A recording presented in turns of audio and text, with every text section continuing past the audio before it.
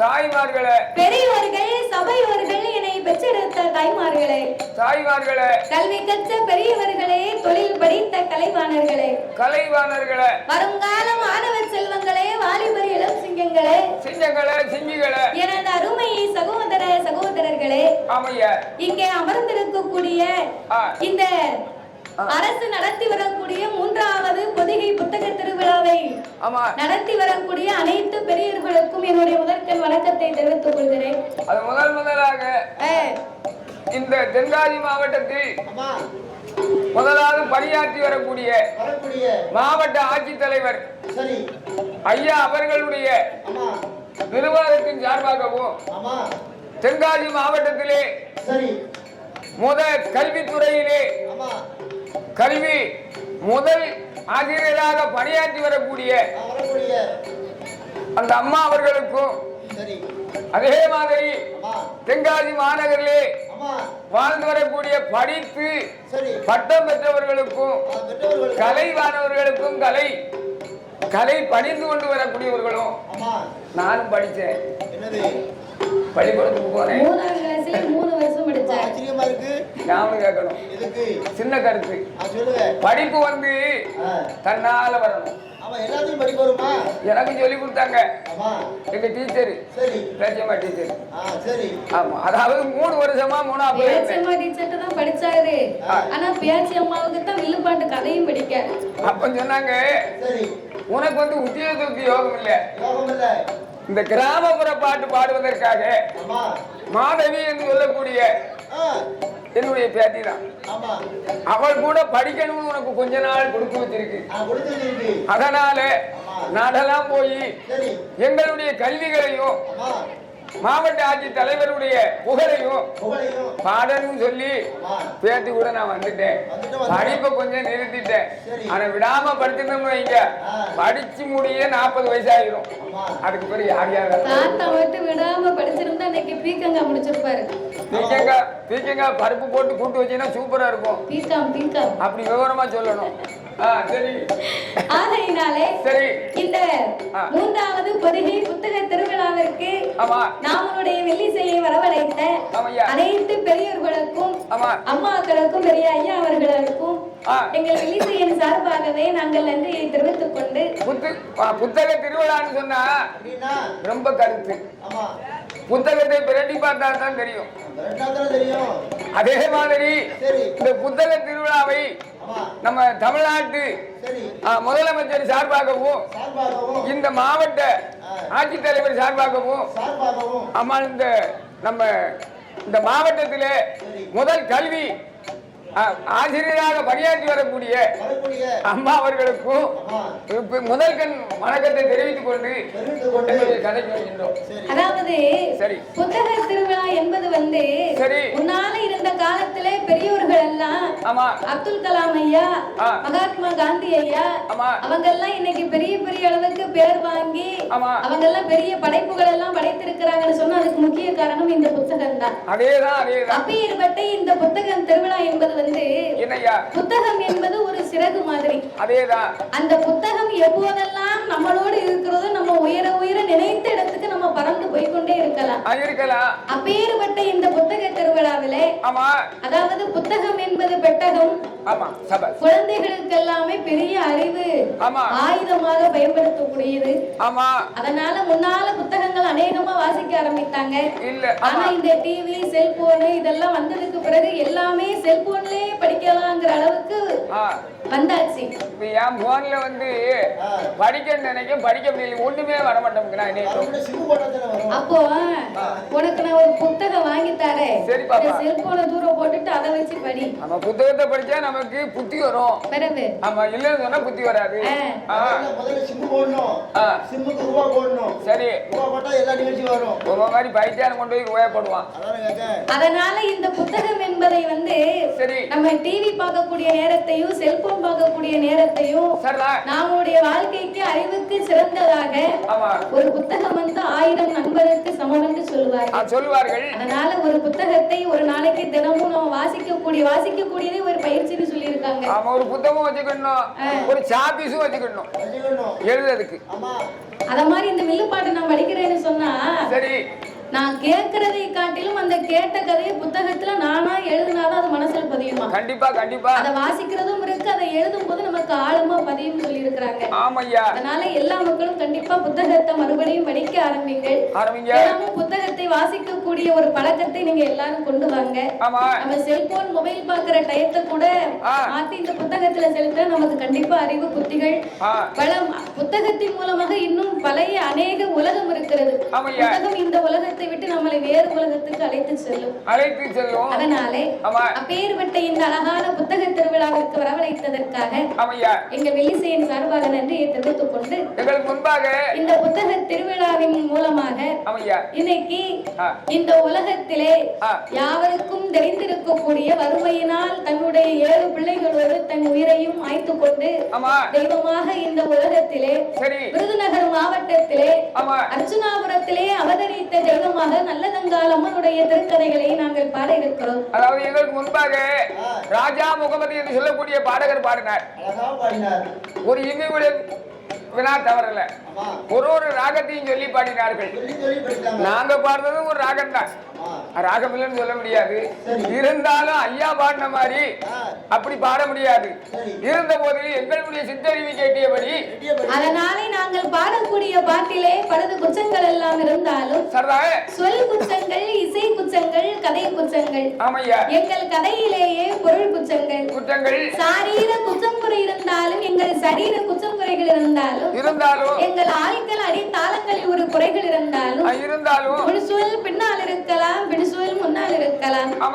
அறிந்து பாடினாலும் அறியாமல் பாடினாலும் தெரிந்து பாடினாலும் எங்களுக்கு தெரியாமல் பாடினாலும் எங்களுக்கு முன்பாகவே இந்த மேடையிலே எத்தனையோ பெரிய பெரிய புலவர்கள், பேரறிஞர்கள், கவிஞர்கள் எல்லாம் வந்து பாடி இருக்கலாம். ஆன போதிலும் அடியால் நான் ஒரு சிறு குழந்தை, உங்கள் வீட்டு பிள்ளையாகிய நான் மாதவி.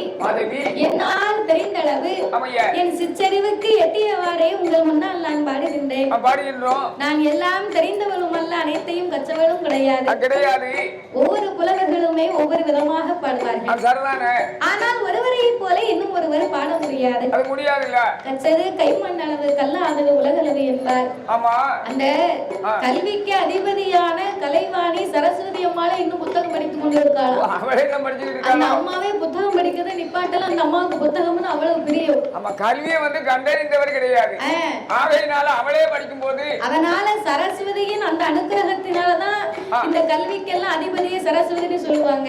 இன்னைக்கும் மேடையில் ஏறும்போது சரஸ்வதியை நினைச்சுதான் நாங்க பாடுவோம். ஆகையினாலே சரி, எத்தனையோ பெரிய பெரிய புலவர்கள் எல்லாம் பாடி இருந்தாலும் உங்க வீட்டு பிள்ளையாகிய நான் மாதவி என்னால் தெரிந்த அளவு உங்கள் முன்னால் நான் பாடுகின்றேன்.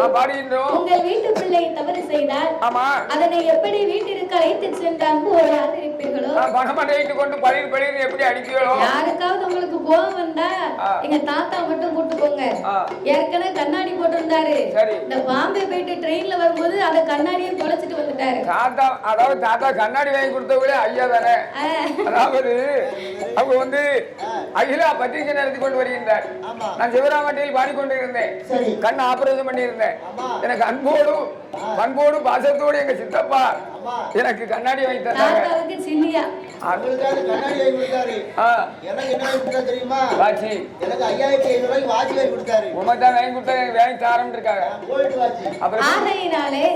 தாத்தாவை ஏற்கனவே கண்ணாடி இல்ல, தாத்தாவை கூட்டு போய் நல்ல காலையில வரைக்கும் உட்கார வச்சு சாப்பிட வச்சு தாத்தாவுக்கு உங்களுக்கு எவ்வளவு தொங்கு இருக்கோ அது வரைக்கும் போட்டு அடிங்க. என்ன அடிச்சா உனக்கு ஒரு சந்தோஷம். ஆமா, பிறகு அடிக்கத்தானே செய்வாங்க. அப்படியா? ஆகையினாலே ஆறு விளையின் ஒரு உச்சங்கள் அடியாலை ஆதரிக்குமாறு கேட்டுக்கொள்கிறோம். நாட்டிலேயும் நல்ல நாடு, நாட்டிலேயும் நல்ல நாடு, ஆவலர்கள் உணரும் நாடு, ஓரமாலை விளையும் நாடு, வெளிப்பலன்கள் வீசும் நாடு, மாதம் ஒன்று மழை பொழியும், மாதம் ஒன்று மழை பொழியும், வருடம் ஒன்று பூமி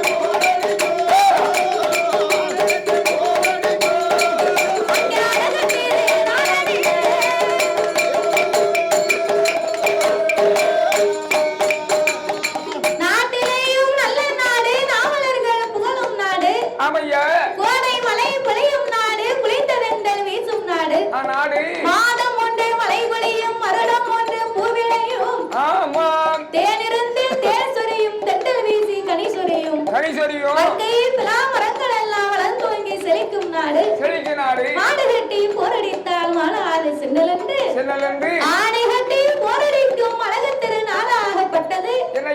அதுதான் விருதுநகர் மாவட்டத்திலே அமைந்திருக்கக்கூடிய பத்ராயிருப்பு என்று சொல்லக்கூடிய நகரத்திற்கு அருகாமையிலே அமைந்து வரக்கூடிய அர்ச்சுனாபுரம் என்று சொல்லக்கூடிய அந்த குக்கிராமத்தில் அர்ச்சுனாபுரம் என்று சொன்னா அப்ப ஒரு கிராமம் தானே. அப்ப உள்ள காலத்திலே எல்லாம் இப்ப உள்ள மாதிரி எல்லா இடத்திலேயும் மரமட்டைகள் காடாக நிறைந்திருந்தது. ஆனா இப்ப காலங்கள் வர வர காடெல்லாம் அழிந்து இப்ப பெரிய பெரிய மண்டபங்கள் மாட மாளிகை கூட கோபுரமாகிவிட்டது. அந்த காலத்திலே இயற்கையே எழில் நிறைந்த சூழலாகவே அமைந்திருக்கக்கூடிய அழகான அந்த அர்ச்சுனாபுரம் என்று சொல்லக்கூடிய நகரத்திலே நகரம் ஒண்ணு உண்டு. எங்க பாரதத்திலே அர்ச்சுனாபுரம் என்று ஒரு நாடு உண்டு. ஆமா, 5 பஞ்சபாண்டவர்கள் ஆண்டு வரக்கூடிய நாடு. அதே மாதிரி அமைந்த நாடுதான் என்ன ஊரு? அர்ச்சுனாபுரம். அப்பேற்பட்ட அந்த அர்ச்சுனாபுரமான நகரத்திலே ஆதி ஒரு காலத்தில் யார் யாரெல்லாம் ஆண்டு வருகின்றார் தெரியுமா? யாரெல்லாம்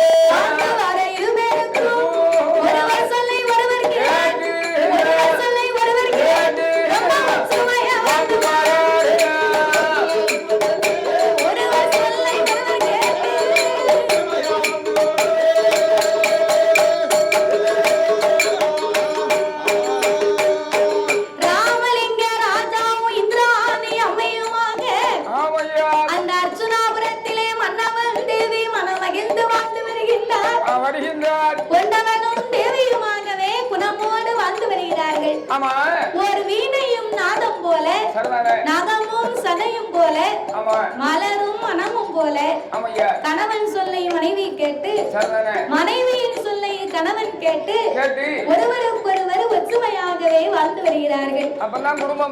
அதான் குடும்பமாகும்னா ஆண் பெண்ணை மதிக்க வேண்டும், பெண் ஆணை மதிக்க வேண்டும். ஆம்பளை நினைக்க கூடாது.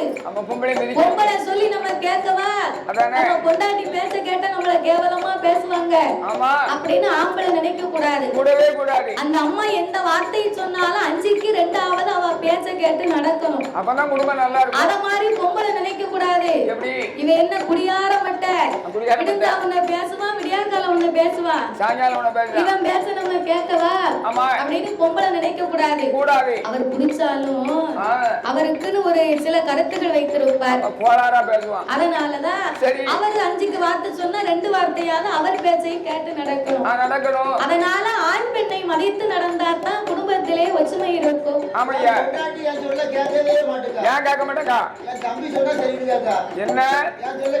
ஏன் அப்படின்னா நீ படித்திருந்தாலும் வேலைக்கு போயிட்டு ரூபாயை கொண்டு வந்து வீட்டுல கொடுக்கணும். ஊதாரித்தனமா செலவு பண்ணுனா உன்னை மதிப்பாளா? அவர் தம்பி படித்திருக்கிறார், நல்ல வெளியூர்கள்ல வேலை பார்க்கிறார், நாட்டு நடப்பு தெரிந்து நல்லபடியா பேசுவார். அதனால உன்னை மதிக்க மாட்டான். நல்லபடியா நடந்தேன்னா அவ உன்னை மதிப்பான். அப்ப இந்த அர்ஜுனாபுரத்திலே வாழ்ந்து வரக்கூடிய ராமலிங்க ராஜாவும் இந்திராணி அம்மையுமாக இருவர்களுமே இன்பமாகவே வாழ்ந்து வருகிறார்கள். வாழ்ந்து வரக்கூடிய இருவர்களுக்கு எவ்விதமாகப்பட்ட குறையுமே கிடையாது. ராஜாவுக்கு சொன்னா அவங்க செல்வாக்கு கேட்கவாயா செய்யணும். மண்ணிற்கு மனையிருக்கு மண்ணால் பிள்ளை இல்லை, பொன்னிற்கு பொருளிற்கு பொன்னால ஒரு பிள்ளை இல்லாமல் இறைவனாகி சிவபெருமானை எண்ணி 6 வருடங்கள் கல்லை கண்ட இடங்கள் எல்லாம் கையெடுத்து வணங்கினார்கள். கோவில் கண்ட இடங்கள் எல்லாம் கும்பிட்டு வணங்க அவர்கள் வணங்கிய மகிமையினாலே அவர்களுக்கு ஆண்டவன் அருளாலே அழகான 2 பிள்ளைகள். இரண்டு பிள்ளைகள் என்று சொன்னா ஆணில் 1 பெண்ணில் 1. அதான் பொருத்தமான பிள்ளைகள். ஆமா, ஆணும் பெண்ணும் நிறந்திருக்கணும்னு சொல்லுவாங்க.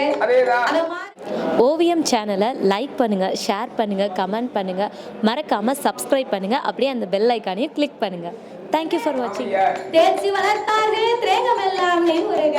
ஆமா, நாலு ஒரு மேனையும் பொழுது ஓர் வண்ணமுமாக. ஆமா, மலரும் பிறை சந்திரனை போலவே வளர்த்து வருகிறார் அல்லவா. ஆமையா, 1 வயதாச்சு, 2 வயதாச்சு, 3, 4 வயதாகி 5 வயதாச்சு. பிள்ளைகளை முதலாவது பள்ளிக்கூடத்துல சேர்க்கணும். அதுதான் 4-4.5 வயசு வரைக்கும் தாய் தகப்பன் இடத்துல வளரலாம், பாதகம் கிடையாது. அதுக்கப்புறம் 5 வயசாச்சு ஆனால் ஆடு மாடை வாங்கி கொடுத்து மேய்க்க விடணும். பிறந்த அன்னைக்கு மேய்க்க விடு. 5 வயதாச்சுன்னு சொன்னா பிள்ளைகளை ஆசிரியர் இடத்துல கொண்டு போய் ஒப்படைச்சிட்டு வந்துடணும். எங்க தாத்தாவை பள்ளிக்கூடம் போக சொன்னதுக்கு பள்ளிக்கூடத்தை லீவ் போட்டு வீட்டுல வந்து இருந்தாரு. அந்த காலம் இப்படி கிடையாது. என்ன அந்த காலம் வந்து ரொம்ப பிள்ளைய கம்மி. சரி, அப்ப வந்து பிள்ளைய வந்து பள்ளிக்கூடத்துக்கு போவதுன்னா சரி ஆசிரியர்மார்கள் வீட்டுக்கு தேடி வருவாங்க. ஆமையா, காலையில நம்ம பள்ளிக்கூடம் போவதுன்னா சரி உடனே தேடி வருவாங்க. ஏன்டா நீ பள்ளிக்கூடம் வரல, கையோட நம்ம கூட்டு போயிருவாங்க. சரிதான். நான் ஒரு நாள் அப்படிதான் காலையில பள்ளிக்கூடத்துக்கு போயிட்டு சரி சார்ட்ட லீவ் சொல்லிட்டு வீட்டுக்கு வந்துட்டேன். சரி, என் பக்கத்து வீட்டு பையன் ஒரு பையன் பள்ளிக்கூடம் போகாம இருந்திருக்காங்க. ஆமா, அந்த பையனை தேடி சார்வாள் வந்தாரு. வரும்போது எங்க பாட்டி வெளியே நின்னாங்க. சரி, பாட்டி வெளியே நிற்கும் போது உடனே பாட்டி சொன்னாங்க, ஆனந்த் உன்னை தேடிதான் ஆசிரியர் வந்திருக்காரு, சார்வாள் வந்திருக்காரு. ஆமா, நீ வீட்டுக்கு போய் ஒளிஞ்சுக்கோ. சரி, உன்னை கூட்டி போய் சார்வாள் அப்படின்னாங்க. சரிதான்.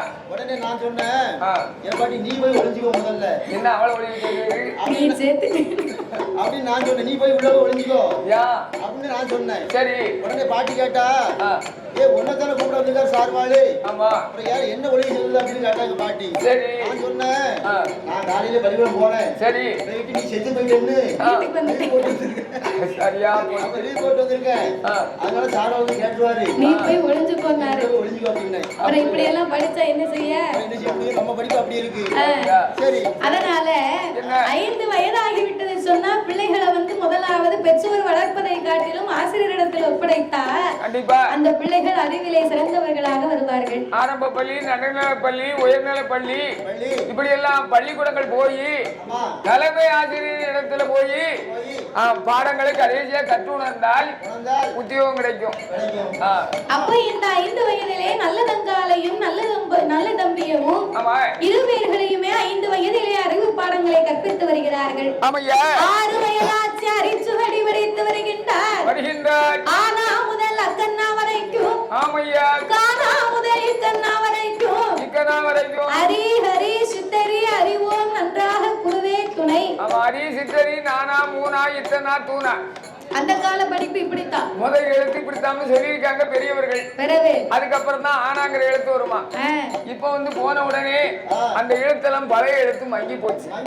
ஆகையினால இப்ப புதுசாக ஆனா ஆரம்பிக்காம அன்னையும் பிதாவும் முன்னறி தெய்வம் ஆலயம் தொழுவது சாலமும் நன்று அப்படின்னு சொல்லி சரி ஆரம்ப பள்ளிக்கூடங்களை எல்லாம் படித்து அந்த காலத்துல வந்து ஏட்டு பாடம் படித்தாங்க. இப்ப பிள்ளைகளுக்கு சுலபமா இருக்கணும்னு நம்ம இப்ப புத்தகம் வந்து பாருங்க. இப்ப அச்சு பாடம், அப்ப ஏட்டு பாடம் படித்தார்கள். அப்ப 7 வயதிலே எச்சுவடி படித்து 8 வயதிலே ஏட்டு பாடங்கள் எழுதி 10 வயதுக்குள்ளே பல பாடங்களை எல்லாமே படித்து வருகிறார்கள். இப்படியாக படித்து வரும் போது நல்ல தம்பியானவருக்கு நல்ல தங்கால் வந்து தங்கச்சி. இந்த நல்ல தம்பி வந்து அரசு சபையிலே பிறந்தவர் அல்லவா, ராஜ குடும்பத்திலே பிறந்தார்களேயான அந்த அரசகுமாரருக்கு அனைத்து கலையும் தெரிந்திருக்க வேண்டுமா. பக்தி மார்க்கமும் கூடுதல் உண்டு. இன்னைக்கு தென்காசியிலே கட்டப்பட்ட கோபுரமானது பராகர பாண்டியனால் கட்டப்பட்ட கோபுரம். தஞ்சையிலே கட்டப்பட்ட கோபுரமானது சோழ மன்னனால் கட்டப்பட்ட கோபுரம். இப்படி ஒவ்வொரு கோவில்களையும் கட்டப்பட்ட அந்த அரசர்களால் கட்டப்பட்டது. அவங்களுக்கு வேலையா தான் கோவில் பணியே கூடுன பணி, திருப்பணி, தெய்வ பணியே திருப்பணி. ஆமா ஐயா. ஆலய பணியே அதற்கு அர்ப்பணின்னு சொல்லுவாங்க. ஆமா. அதே போல அரசு சபையிலே பிறந்தவர்களுக்கு அனைத்து கலைகளும் கற்றிருக்க வேண்டும் என்பதனாலே அந்த நல்ல தம்பி எப்பேற்பட்ட கலை பிடித்து வருகிறார் தெரியுமா? எப்படி ஐயா? ஆணையேற்றம் குதிரை ஏற்றும், ஆணையேற்றம் குதிரை ஏற்றும், அறிவு என்ற தொழில் படித்தார், பள்ளியிடம்பு சிலம்பு தோளில் அச்சமுள்ள பாடம் எல்லாம் மூச்சடக்கி பாய்ந்தாரானா அவன் முன்னூரை பாய்ந்திடுவார், நாளடக்கி பாய்ந்தாரானா நானுடனே பாய்ந்திடுவார். வித்தை போரு வித்தை சிலம்பு வித்தை நான் படித்து படியாத பாடம் இல்லை, பாடம் இல்லை, எழுதாத ஏடும் இல்லை, அவன் எழுதாத ஏடும் இல்லை,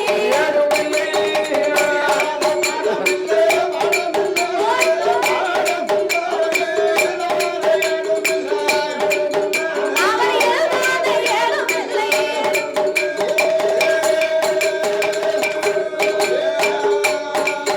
இப்படி படித்து வரும் நாளையில அந்த நல்ல தம்பியானவருக்கு 21 வயதுமாச்சு.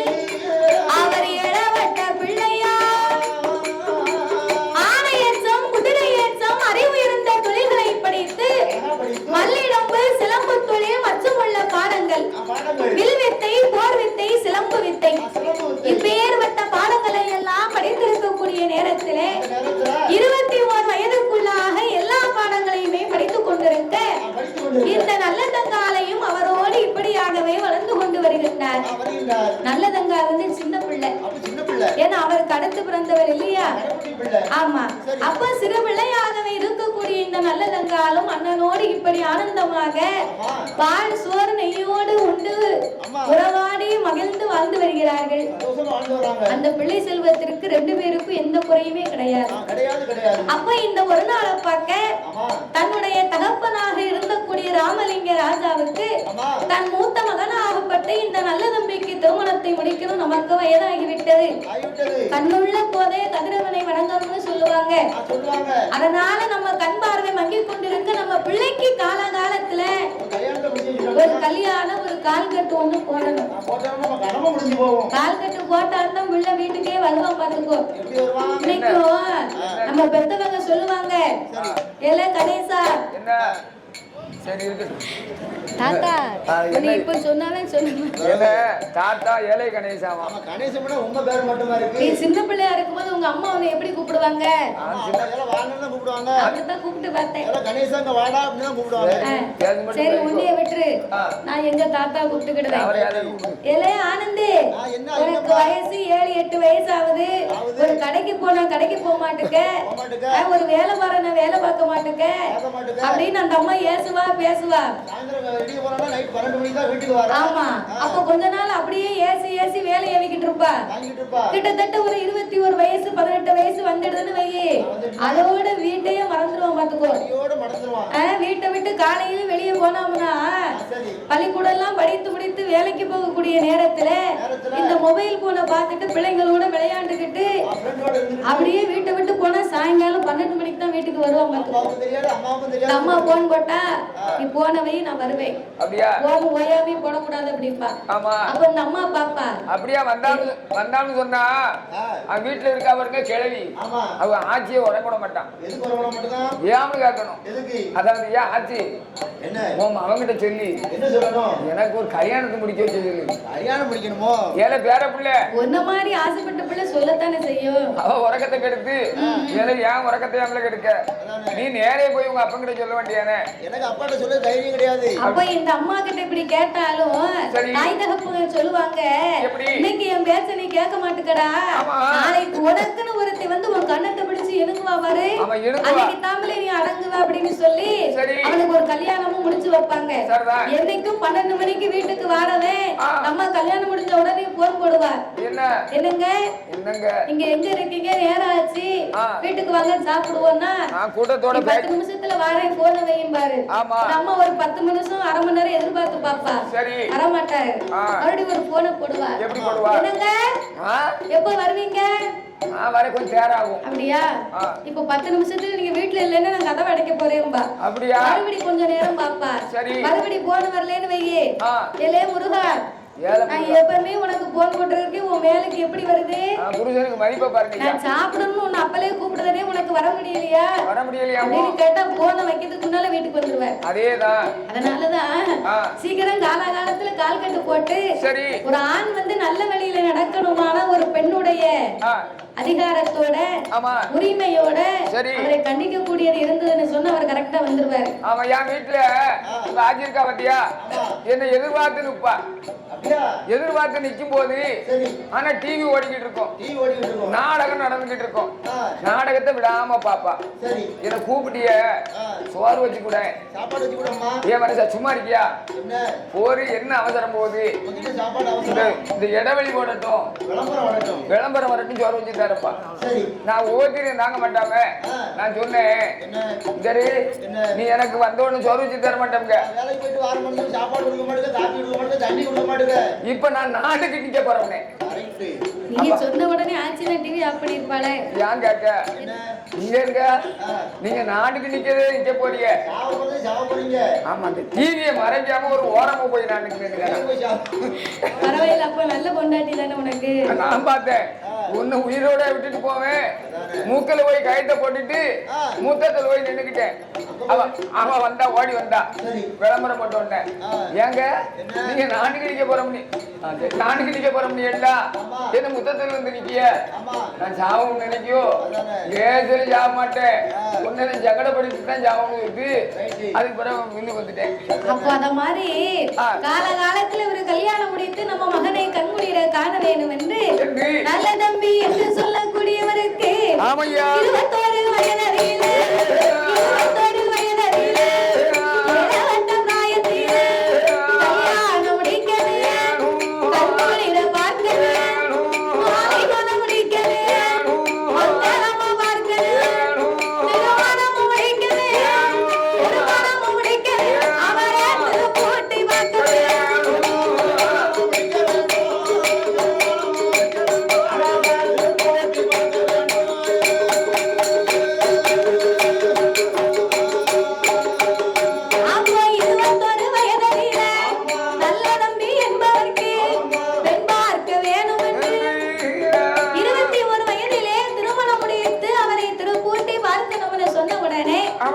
அப்பா அம்மாவுடைய வார்த்தைக்கு அடுத்த வார்த்தை எதுவும் என்று ஆட்டுமென்ற நல்ல தம்பியை சம்மதிக்க அந்த மன்னனுக்கு அழகான பெண் பார்க்க வேண்டும் என்று குந்தலை தேசத்து கோமகனின் திருமகளாகப்பட்ட மூலி அலங்காரி என்று சொல்லக்கூடிய பெண்ணை கொண்டு வந்து திருமணங்களை செய்து வைத்தார்கள்.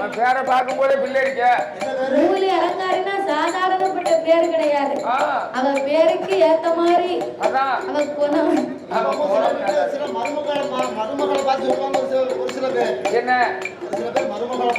சேட்டை பண்ணி ஒரு மாதிரி பண்ணிக்கிட்டு இருந்தா மாமியாக்கமார அந்த பேரை சொல்லித்தான் ஏசுவாங்க அப்படின்னு பேசுவாங்க. ஏன்னா அந்த மூலி அலங்காரி அவ்வளவு பக்ர குணம் படைத்தவளாம். அப்போ இந்த குந்தல தேசத்து கோமகனின் திருமகளாகப்பட்ட மூலி அலங்காரி என்னும் சொல்லக்கூடிய பெண்ணை கொண்டு வந்து நல்ல நம்பிக்கை திருமணங்களை முடித்து வைக்க இப்படியாகவே இருந்து கொண்டிருக்கும் போது இதற்கு இடையிலே தன்னுடைய அம்மாவாகப்பட்ட இந்திராணி அம்மா உடல்நல குறைவால் இறந்து விட்டார்கள். அதற்கு பிறகு அப்பாவாகப்பட்ட ராமலிங்க ராஜாவுக்கு அவருக்கு மனசுல வந்து ரொம்ப வருத்தம். நம்ம பிள்ளை ஆம்பளை பிள்ளைக்கு கல்யாணம் முடித்துட்டா நம்ம பொட்ட பிள்ளை இப்படி எல்லாம் ஒத்தையில இருக்கு, தாயும் இறந்து விட்டாலே நம்ம பிள்ளைக்கும் கல்யாணம் முடிக்கலையே அப்படிங்கிற ஏக்கத்திலே சிலது நாளைக்குள்ள அவரும் தன் உயிரை மாய்த்து விட்டார். டானிக்கு வேணுமோ? இல்ல, டானிக்கெல்லாம் இங்க கிடைக்காது. வாண்டானிக்கு அப்ப இப்படி இருவர்களும் தாய் தகப்பனும் இறந்து விட நல்ல தங்காளுக்கு வயதாகி கொண்டிருக்கும் போது 12 வயதுக்குள்ளே பக்குவதி பெண்ணாக இருக்க தன் மங்கையாகப்பட்ட நல்ல தங்காளை ஒரு தாய்க்கு தாயா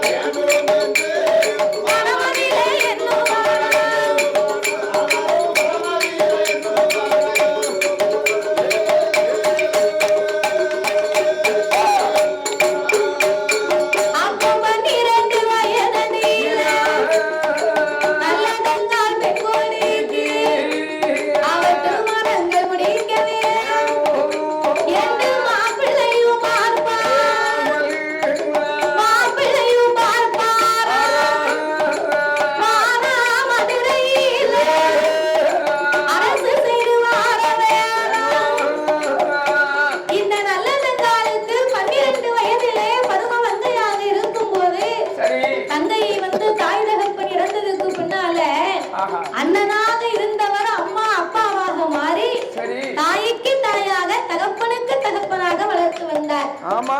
தங்கைனா ஒரு தாய்க்கு சமமாக வைத்திருந்தாரா. ஆமையா. அப்ப இந்த நல்ல தங்காளுக்கு 12 வயதாகி விட்டது.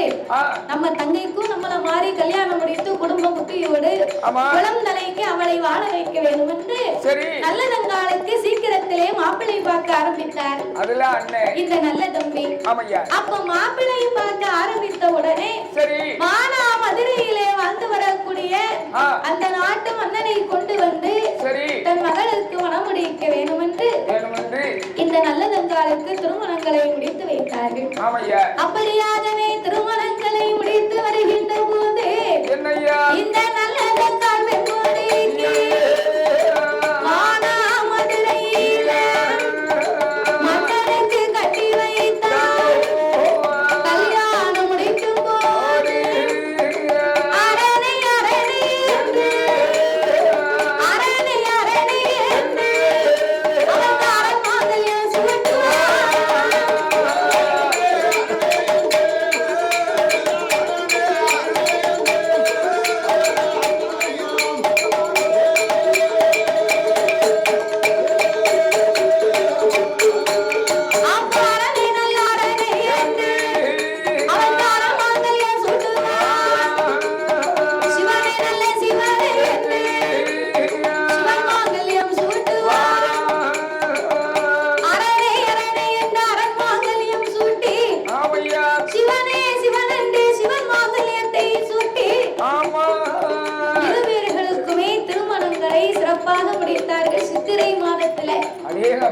சித்திரை மாதத்திலே திருமணங்களை முடித்து இருவேர்களும் சிறப்பாக சாஸ்திரம் சம்பிரதாயங்களை எல்லாம் முடித்து இருவேர்களுமே தன்னுடைய நாடாகப்பட்ட மானாமதுரைக்கு வந்தார்கள். அப்ப மானாமதுரையிலே நல்லதங்கால் தன் கணவனோடு சிறப்பாகவே வாழ்ந்து கொண்டிருக்க வாழ்ந்து வரும்போது இந்த நல்லதங்கால் திருமணமாகி மானாமதுரைக்கு போகும்போது அவங்களுக்கு வேணுங்க சீரை கொடுத்தாராம். சீரன்னு சொன்னா எப்பேற்பட்ட சீர் தெரியுமா?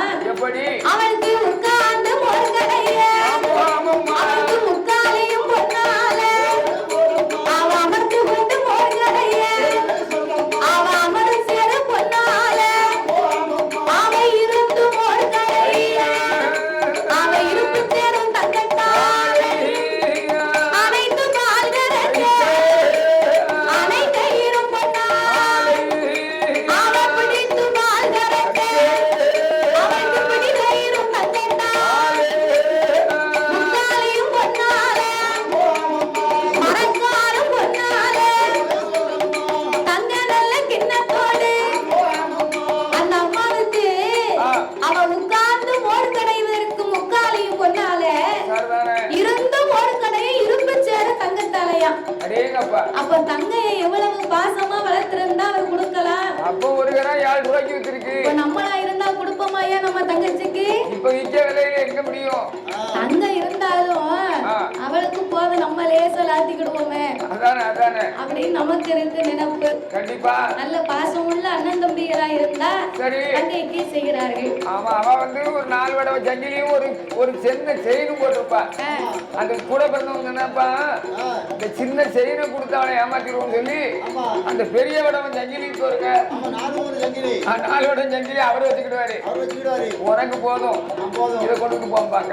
ஆனா இந்த மன்னனாகப்பட்ட நல்ல தம்பி வந்து மானாமதுரை காசிராஜனுக்கு கட்டி கொடுக்கும் போது எதையுமே வேண்டாம்னு சொல்லாம குத்து விளக்கு தங்கத்தால அளந்து போடக்கூடிய நாளி தங்கத்தால மரக்கா தங்கத்தால குத்துகிற உலக்க கூட தங்கத்துல கொடுத்தாங்க. அந்த அளவுக்கு பாசமா வளர்த்துருக்காரு. பிள்ளைகளுக்கு பாலூட்டும் சங்கும் தங்கத்தாலையா.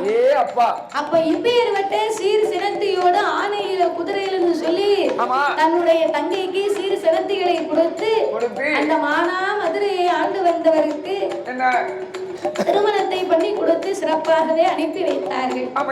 இப்படியாகவே அந்த காசிராஜனும் நல்லதங்கால் பெண்குடியாலும் இறைவனுடைய அருளாலே இன்பமாகவே வாழ்ந்து வருகிறார்கள் அல்லவா. அந்த நல்லதங்காலை திருமணம் செய்து கொண்டு போகும்போது நல்லதங்கால் வந்து சிறு பிள்ளையாக இருந்தார்களா. அந்த அதனால சீக்கிரமா கல்யாணம் பண்ணி கொடுத்திருக்கிறாங்க. ஆமா கண்டிப்பா 12 வயது 13 14 15 16 ஆமா இப்படி எல்லாம் கட்டி கொடுத்திருக்கிறாங்க. அப்போ சரி அது இப்பதானே மாறி இருக்கு. ஆமா மக்களுக்கு எல்லாம் ஒரு வயது வரணும்னு. சரி அப்போ அதெல்லாம் கிடையாது அல்லவா? அப்போ சிறு வயதிலே தாலி கட்டி இந்த நல்லதங்காலை அழைத்து போறதுனால அந்த காசிராஜனும் நல்லதங்காலுக்கு பலவிதமாகப்பட்ட பரிசுகளை கொடுத்து அவரும் தன் மனைவியை சிறப்பாகவே வாழ வைத்து வந்தார். இப்படியாகவே இருந்து வரக்கூடிய இருவர்களுக்கும் எல்லா செல்வங்கள் இருந்த போதிலும் செல்வத்திலே சிறந்த செல்வமே பிள்ளைன்னு சொல்லுவாங்க. சொத்துக்கெல்லாம் பெரிய சொத்து குழந்தை சொத்து என்பார்கள். அந்த காலத்துல 10 பிள்ளைகள் 15 20 21 வரைக்கும் பெத்தெடுத்து வளர்த்தா அந்த வளர்ந்த பிள்ளை அப்பாவை பார்த்து கேட்பானா, எப்பா எங்களை இத்தனை பிள்ளைய வளர்த்திருக்கு, எங்களுக்கு என்னத்தை நீ சேர்த்து வச்சு எங்களை பெத்த நாங்க வாழுறதுக்கு அப்படின்னு கேட்டா அவர் சொல்லுவாரா, ஏண்டா நான் செல்வத்தை எதடா நான் சேர்த்து வைப்பேன், உங்களைத்தான் 10 பிள்ளைகளா பெத்து வளர்த்து ஆளாக்கி உங்களைத்தான் நான் சொத்தா 10 பிள்ளைகளை வளர்த்து வச்சிருக்கேன், அதுக்கு மேல எனக்கு என்னடா சொத்து வேணும்னு சொல்லுவாரா. அப்ப அந்த கால பிள்ளைகளைத்தான் பெரிய சொத்தா நினைச்சிருக்காங்க. ஆனா இப்போ நம்ம ஏரியாவில நம்ம சொத்து வாங்கணும், வீடு வாங்கணும், நிலம் வாங்கணும், தோப்பு வாங்கணும்னு ஆசைப்படுகிறோம். எனப்பந்தமா கூடி வாழ்வதற்கு யாருக்கும் எண்ணம் கிடையாது. அப்போ இந்த நல்லதங்காலுக்கும் காசிராஜனுக்கும் கடவுளுடைய அருளாலே 10 ஆண்டுகளுக்குள்ளாக அவர்களுக்கு 7 பிள்ளைகள் பிறந்தார்கள். 1 2 கிடையாது, 10 ஆண்டுகளுக்குள்ளாக 7 பிள்ளைகள். 7 பிள்ளை என்ன பிள்ளைகளோ 7 பிள்ளையிலேயுமே 4 ஆண் குழந்தைகள் 3 பெண் குழந்தைகள். இப்படி 4 ஆண் குழந்தையும் 3 பெண் குழந்தையும் பெற்றெடுத்த நல்லதங்கால் தன்னுடைய நாட்டிலே சிறப்பாகவே வாழ்ந்து வருகின்ற போது அந்த காசிராஜன் நாட்டிலே பிள்ளைகளுக்கு பால் பழங்கள் மாம்பழங்கள் இப்படி நெய்யும் சோறுமாக அரண்மனை வீட்டு பிள்ளையாக வளர்ந்து வருகிறார்கள். 12 வருடங்களாக சிலது நாட்கள் ஆகிவிட்டது. அந்த மானாமதுரையிலே காசிராஜனுடைய நாட்டிலே 12 வருடமாக பாரமழை பொழியாமல் நாட்டுக்குள்ளே பஞ்சம் வந்து சேர்ந்தது. அது எப்பேர் வட்ட பஞ்சம் தெரியுமா? எப்படி ஐயா?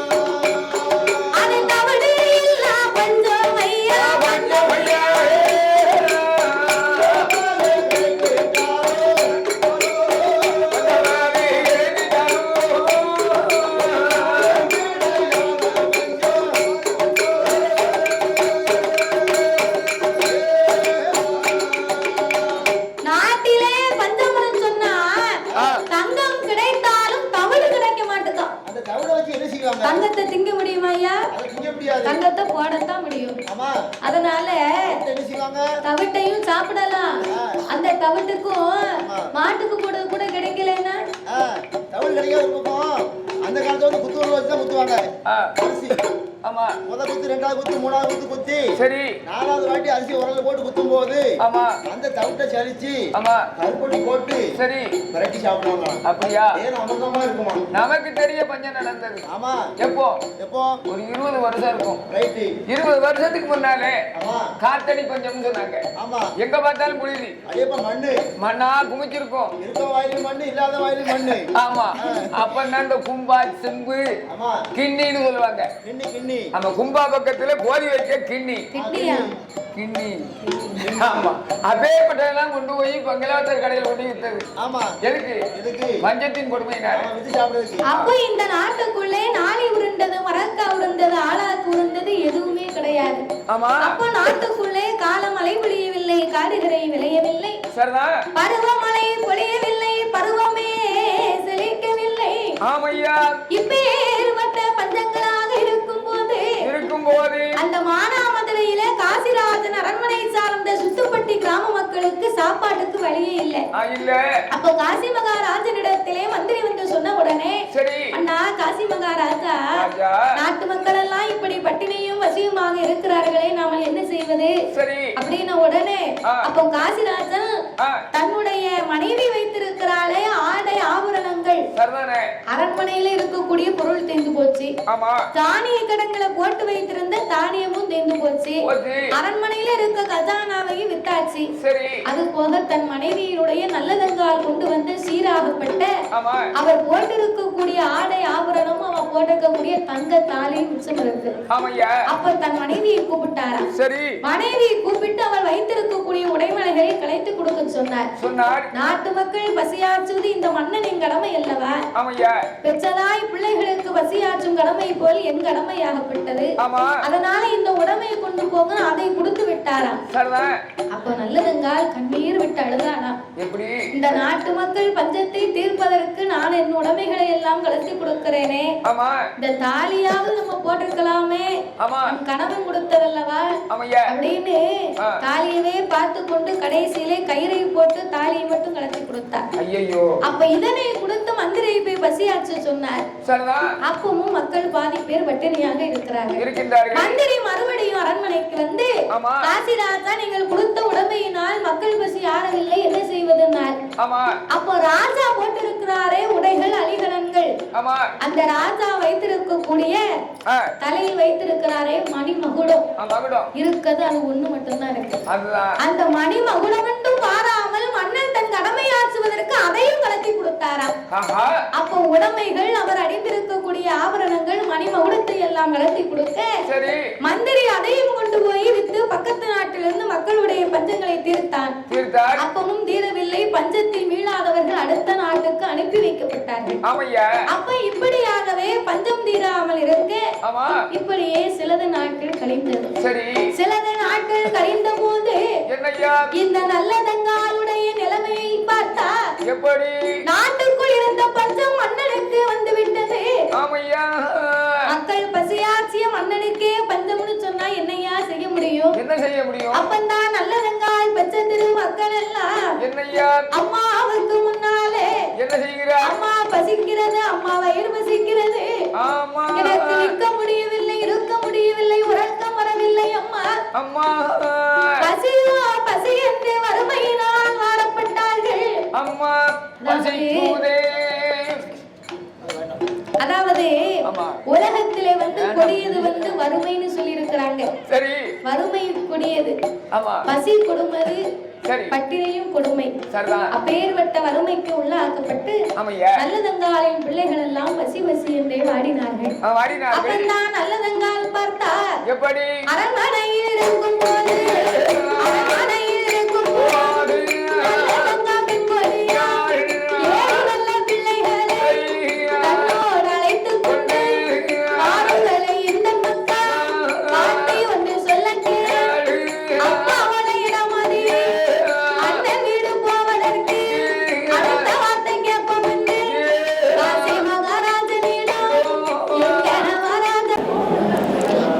சேனலை லைக் பண்ணுங்கள், ஷேர் பண்ணுங்கள், கமெண்ட் பண்ணுங்கள், மறக்காமல் சப்ஸ்கிரைப் பண்ணுங்கள், அப்படியே அந்த பெல் ஐக்கானையும் கிளிக் பண்ணுங்கள்.